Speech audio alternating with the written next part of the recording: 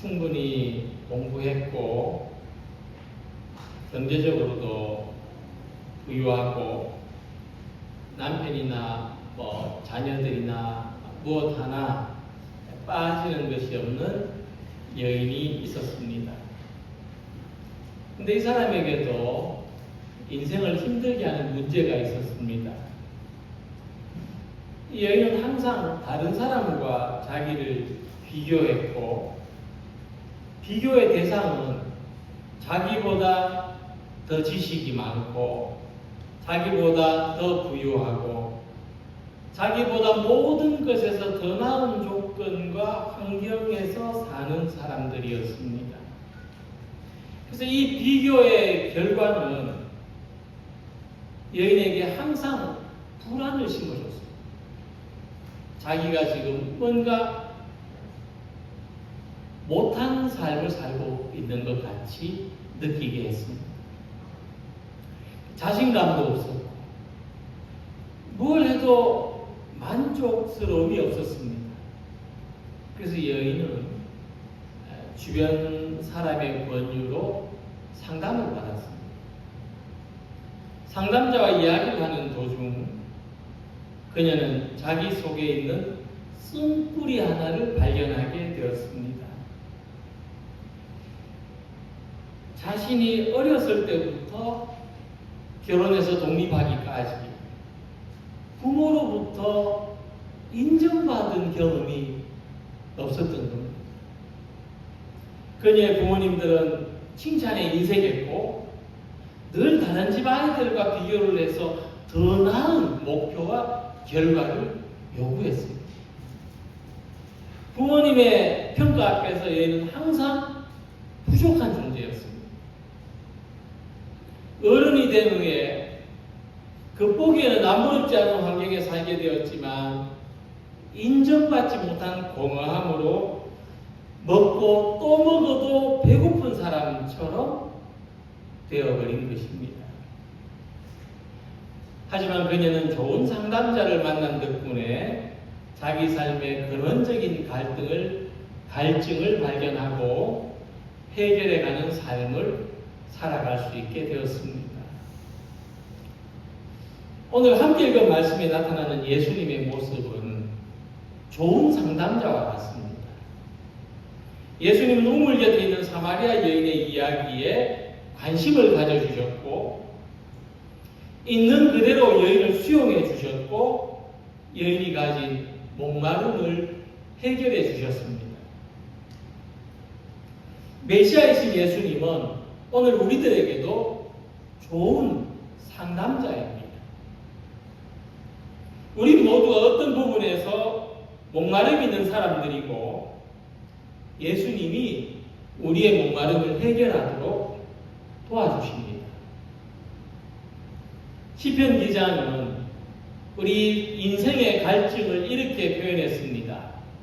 하나님이여 사슴이 시냇물을 찾기에 갈급함 같이 내 영혼이 주를 찾기에 갈급하니이다. 우리가 이 시편의 기자가 어떤 상황에서 어떤 형편에서 갈급하다, 목마르다고 했는지는 알 수 없어도 사람에게는 누구에게나 목마름이 있다는 것을 이해할 수 있습니다. 그래서 상대적으로 많은 것을 소유한 사람들도 무엇인가를 끊임없이 목말라 하면서 인생을 살아갑니다. 하지만 안타깝게도 사람들은 자기 목마름을 해결할 수 있는 길이 아주 가까이에 있다는 것을 깨닫지 못합니다. 오늘 본문의 여인은 뜻밖에도 예수님을 만났지만 예수님을 만난 장소는 이 여인에게 아주 익숙한 그리고 매일 찾는 우물 곁이었습니다. 이 우물 곁에서 만난 예수님, 이 여인의 이 우물 곁은 바로 우리가 가진 근원적인 목마름을 말합니다. 우리는 우리의 목마름 속에서 예수님을 만날 수 있습니다. 우리가 갈등의 상황에 있다면 갈등 속에서 예수님의 상담을 받을 수 있고, 우리가 위기에 처했다면 위기 속에서 예수님의 상담을 받을 수 있고, 우리가 실패와 절망의 고통에 처해 있다 하더라도 우리는 예수님으로부터 도움을 받을 수 있습니다.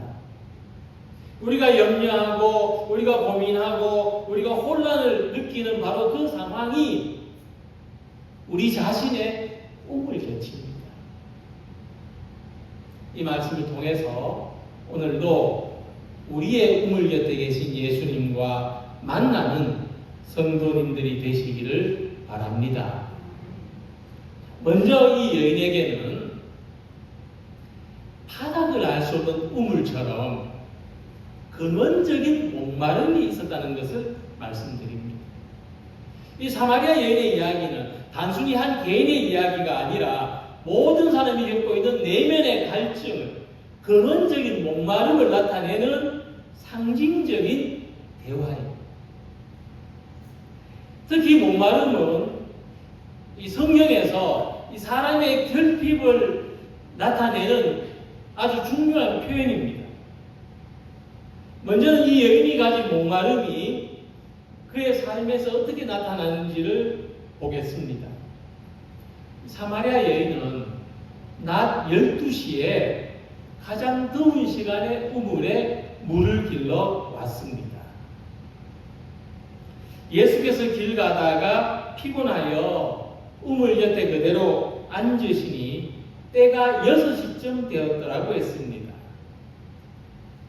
유대인들의 시간으로 6시는 지금의 시간으로 정오입니다. 12시죠. 사도행전에 오순절에 성령 임할 때 제3시는 12시에서 3시간을 빼면 아침 9시가 되는 겁니다. 자, 이 12시, 한낮입니다. 이때는 사람들이 바깥에 잘 나오지 않는 시간이죠. 그런데 여인은 우물가로 왔습니다. 아무도 없는 것을 알고 왔죠. 그러니까 사마리아 여인이 사람 만나기를 피했다는 것을 알 수 있고, 이 여인들끼리 우물을 길어 올리면서 대화를 나누는 일상적인 즐거움과도 단절이 되어 있다는 것을 보여줍니다. 여인은 단절된 삶을 살고 있었습니다. 그래서 예수님이 이 여인에게 먼저 말을 거셨어요. 굉장히 의외적 일입니다. 당시의 문화나 관습에서 낯선 남자가 여인에게 말을 거는 것은 상당히 신뢰가 되는 일입니다. 그런데 예수님은 이 여인을 아시고, 이 여인이 단절된 삶을 살고 있다는 것을 아시고, 사회적이고 심리적인 장벽을 넘어서 여인과 깊이 있는 대화를 나누기 위해서 먼저 말을 거셨던 겁니다.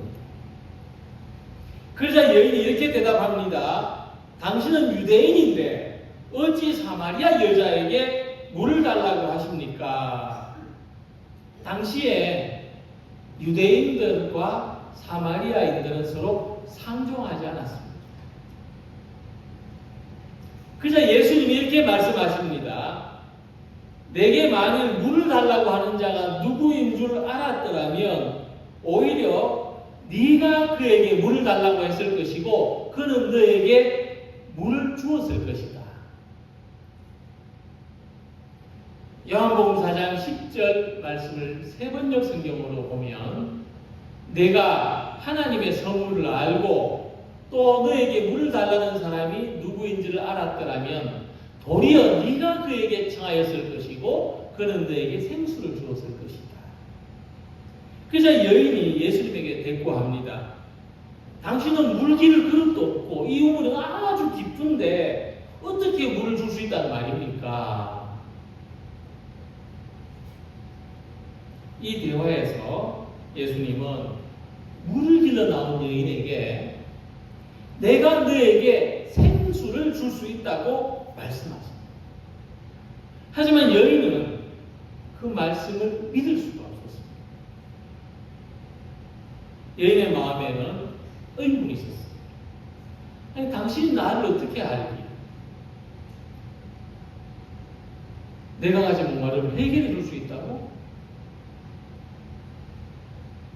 예수님과 여인의 대화를 보면 이 여인은 나름대로 열심히 살았고 사람들에게도 기대와 의존이 있었음을 알 수 있습니다. 그런데 이 모든 인생의 이 여정 속에 여인은 지쳤어요. 그리고 그 목마름은 더욱 커져갔습니다. 진정한 안식과 소속감을 얻지 못했습니다. 이 여인에게 예수님도 똑같은 사람으로 보였습니다. 하지만 또 이런 기대가 있었어요. 이 사람은 좀 다를까? 우리는 생수가 흐르는 삶을 원합니다. 누구나 자기의 삶에 윤기가 있고 즐겁고 충만하기를 원하는 것이 있습니다. 그리고 어디에서든지 좀 그렇게 살 방법을 찾고 있습니다. 우리는 모두가 생수를 찾고 있는 사람들. 그래서 이 목마름을 아시는 예수님은 내가 주는 물은 영원히 목마르지 않게 한다 말씀하십니다. 사마리아 여인은 지금까지 남편이나 사회적으로 인정을 받는 것이나 일상에 반복된 행동이나 수많은 방법으로 자기 목마름을 해소하려고 했습니다. 그러나 그 목마름은 해결되지 않았습니다. 이 여인에게 예수님은 그분 자신, 예수님이 생수의 근원이라고 말씀하십니다. 왜냐하면 이 여인의 목마름은, 우리의 근원적인 목마름은 사람이 줄 수 없는 만족을 갈망하는 것이기 때문에 우리가 이런 핵심을 잘 이해해야 됩니다. 이것은 모든 사람이 겪고 있는 목마름이지만 사람이 줄 수 없는 만족을 우리는 누구나 갈망하고 있습니다. 그런데 예수님은 그런 우리의 목마름을 비난하거나 정죄하지 않으십니다. 왜냐하면 예수님이 우리에게 영원히 목마르지 않은 물을 주실 수 있기 때문에, 예수님은 그분이 생수이시기 때문에 우리가 목마르다고 이야기할 때에 생수를 주는 대신 이렇게 해보면 어떻겠나, 저렇게 해보면 어떻겠나, 그렇게 새로운 길을 제시하거나 강요하시지 않습니다. 내가 주는 물은 그 속에서 영생하도록 솟아나는 샘물이 되리라. 네가 찾는 것을 내가 주겠다. 네가 원하는 것이 내게 있다 말씀하십니다. 그래서 우리가 예수님을 믿고 영접하는 것이 어떤 현실적인 위로를 얻는 수단에 그치는 것이 아니라 영원한 생명의 삶, 새로운 삶으로 나아가는 길입니다. 사도 바울은 지금까지 자기가 추구했던 모든 것을 버리고 예수님만 소유하겠다, 예수님만 붙잡겠다고 말했습니다. 그 이유는 뭐냐? 또한 모든 것을 애로 여김은 내 주 그리스도 예수를 아는 지식이 가장 고상하기 때문입니다. 오늘 예수님 안에 생수가 있습니다. 예수님 우리 삶의 생수가 되심을, 예수님이 우리 삶의 근원적인 목마름을 해결해 주시는 분인 것을 발견하시기 바랍니다. 우리가 예수 믿는 의미를 이렇게 가지는 성도님들이 되시기를 소망합니다. 사마리아 여인과 예수님의 더 깊어지는 대화의 두 번째 주제는 남편에 대한 이야기입니다. 남편에 대해서는 여기 계신 분들도 할 말이 많으실 줄로 압니다. 그런데 결국 남편 이야기는요, 자기 이야기. 남편 자랑은 자기 자랑하는 거예요. 남편 남편 흉 보는 것은 자기 흉을 이야기하는 겁니다. 놀랍게도 이 우물 곁에 여인은 이미 5명의 남편이 있었는데 지금 있는 사람은 남편이 아니라고 말합니다. 너에게 남편 5이 있었고 지금 있는 자도 내 남편이 아니니 내 말이 참되도다. 혹시 우리 가운데 그런 분은 없겠지만 당시 사마리아의 당시 사회도 남편이 5이나 있었다는 것은 불가능에 가까운 일입니다. 그건 불가능한 일이에요. 그래서 이 남편 5이 있었다는 이야기를 은유적으로 해석하기도 합니다. 사마리아 역사 이야기다. 이 사마리아는 이스라엘 북단에 있었고 주변 나라들의 침략이 많아서 주인이 자주 바뀐 곳이에요. 그래서 유대인들이 사마리아인들하고 상종하지 않는 이유는 이 사람들이 이방인들한테 짓밟히고 주인이 자주 바뀌는 동안에 유대인 민족의 순수성을 잃어버렸기 때문입니다. 그래서 유대인들은 사마리아인들을 안 좋아했어요. 자, 그러나 예수님은 이 사마리아 여인의 상황을 도덕적이고 인격적인 상황으로 바라보십니다. 그래서 남편 5은 단순한 숫자나 혼인의 이력이라기보다는 우리가 사람들과의 관계에서 왜곡되고 파괴되는 현실을 보여주는 것입니다. 우리가 진정한 신뢰 속에서 살고 있다면 남편은 한 사람만으로도 충분하지 않습니까? 진정한 신뢰 속에 살고 있다면 아내는 한 사람만으로 충분하지 않습니까? 하지만 이 여인이 5명의 남편을 가졌다는 이야기는 한 사람과의 관계가 무너지면 다른 사람을 기대하고 이렇게 거듭되는 속에서 이 여인은 점점 자기를 잃어갔다는 겁니다. 자아가 무너졌다는 거죠. 여인이 반복적으로 남편을 바꾸는 삶을 살게 된 것도 자아가 무너진 삶의 결과입니다. 내면을 바라보면은 이 사마리아 여인이 남편과의 신뢰가 깨지는 일이 서너 번 반복됐죠. 5번 반복됐습니다. 그러면서 여인은 나중에 자기를 믿지 못하게 됐어요.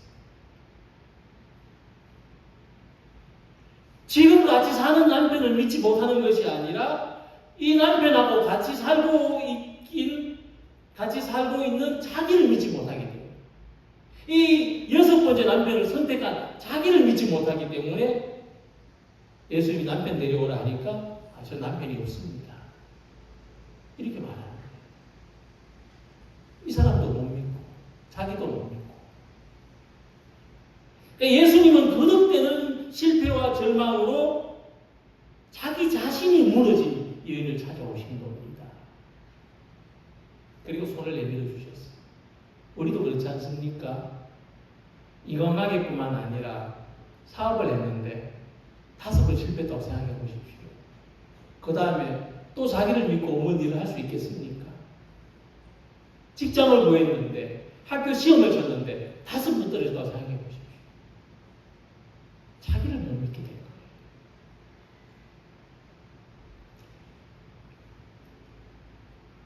그래서 예수님은 그녀의 잘못을 심판하지 않고 사람은 자아가 무너진 가운데서도 언제든지 회복할 수 있는 존재라는 것을 알게 해주십니다. 우리는 언제든지 회복할 수 있는 존재라는 것을 믿으시기 바랍니다.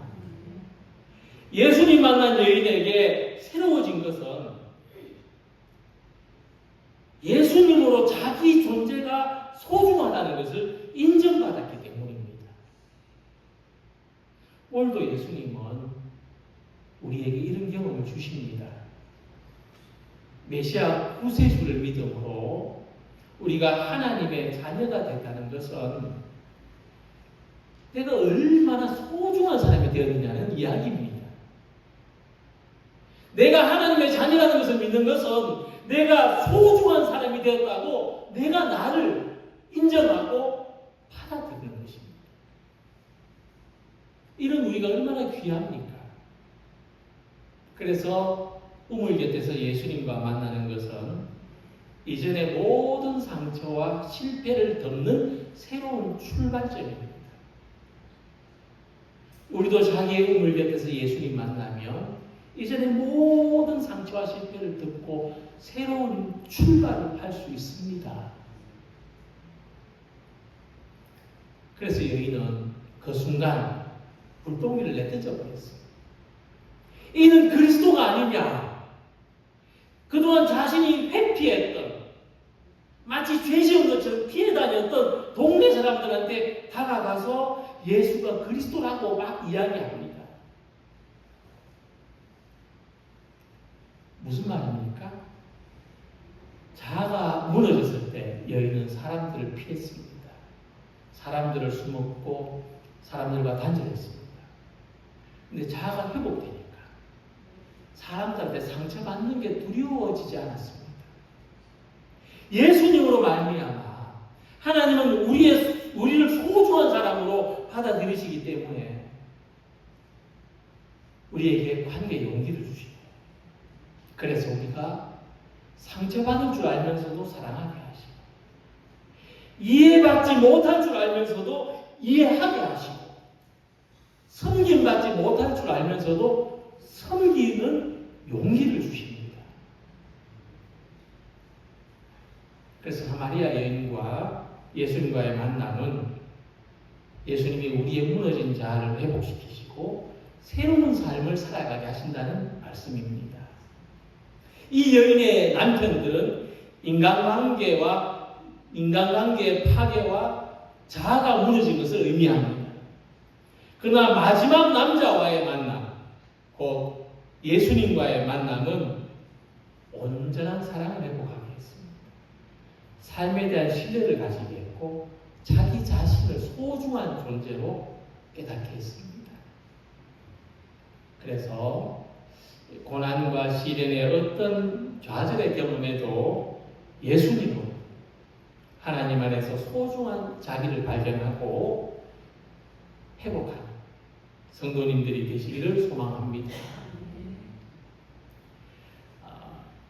예수님과 만남을 통해서 이 여인이 자아가 존중받는 것을 경험했고, 그래서 무너진 자아가 회복됐는데, 그러니까 이 여인에게는 소망이 생겼습니다. 하나님과의 관계 회복입니다. 우리가 하나님과의 관계 회복이 이런 과정을 통해서 우리 안에서 생겨난다는 것을 이해하시면 좋겠습니다. 이 여인이 하나님과의 관계 회복을 소망하게 됐을 때 가장 먼저 예배였습니다. 예배의 의미가 뭔가를 질문하게 만들었습니다. 아마 우리 가운데도 하나님과의 관계 회복에 대한 소망이 생기신 분들은 가장 먼저 예배의 의미를 찾고자 하실 겁니다. 예배를 통해서 하나님과의 관계 회복을 바라실 겁니다. 이는 예수님에게 이렇게 말했습니다. 우리 조상들은 이 산에서 예배했는데 당신들의 말은, 유대인들이 하는 말은 예배는 예루살렘에서 드려야 된다 하더이다. 이 말이 어떤 의미냐면, 좀 깊이 들여다보면 예수님, 제가 지금 여기서 열심히 예배했는데 왜 저는 나아지지 않습니까? 혹시 내가 지금 하나님을 잘못 예배하고 있습니까? 이 여인의 질문은 어느 장소에서 하나님을 예배해야 됩니까 하는 장소의 논쟁을 가지고 있지만 결국 예배 생활의 고민, 신앙 생활의 고민을 이야기하고 있는 겁니다. 왜 내 신앙에는 할 일이 없습니까? 우리는 예배 회복이고 삶의 회복이라는 이야기를 자주 듣습니다. 예배 잘 드리면 삶이 회복될 것이다 하는 기대가 있죠. 하지만 이때 예배를 잘 드린다는 게 뭔가? 예배 생활을 잘한다는 것이 무언가? 이 여인 질문처럼 어느 교회에서 예배를 드려야 하는가? 다른 교회에서 예배 드리는가? 아니면 몇 번 예배를 드려야 되는가? 더 자주 예배 드려야 되는가? 이런 문제가 아니라는 겁니다. 예배를 잘 드린다는 것은 하나님과 만나는 예배를 말하는 것이기 때문입니다. 그래서 예수님은 이 여인과의 대화를 통해서 우리가 예배에 영적인 진실함이 있어야 된다고 말씀하십니다. 영적인 진실함으로 예배를 드려야 됩니다. 하나님은 영이시니 예배하는 자가 영과 진리로 예배할지니라. 영으로 예배한다는 것은 우리 안에서 성령의 감동이 있는 예배를 드리는 겁니다. 진리로 예배한다는 것은 주님의 말씀과 주님의 인격을 믿고 우리 자신을 정직하게 하나님 앞에 드리는 예배를 말합니다. 영과 진리의 예배는 예배하는 삶의 두 가지 중요한 요소입니다. 저는 이 두 가지를 다르게 풀이해 보겠습니다. 이 예배의 두 가지는 감정과 지식입니다. 하나님께 드리는 예배는 감정만으로는 충분하지 않습니다. 반드시 하나님이 어떤 분이신지를 아는 지식으로도 예배해야 됩니다. 즉, 감정도 있어야 되지만 지식도 있어야 됩니다. 이 지식은 예배를 통해서 알게 된 것을 삶으로 실천하는 겁니다. 그래서 우리 예배에서는 말씀을 듣는 것이 중요한 위치를 차지합니다. 말씀을 듣고 실천하는 예배가 우리 삶을 회복시킵니다. 그때 예배는 우리 자신에게 집중될 수 있습니다. 오늘 이 예배가 바로 나의 삶을 회복하기 위해서 하나님께 드린 예배가 되는 것입니다. 예배하는 삶의 의미가 여기에 있습니다. 예수님은 하나님께서 이렇게 예배하는 자들을 찾으신다고 했습니다.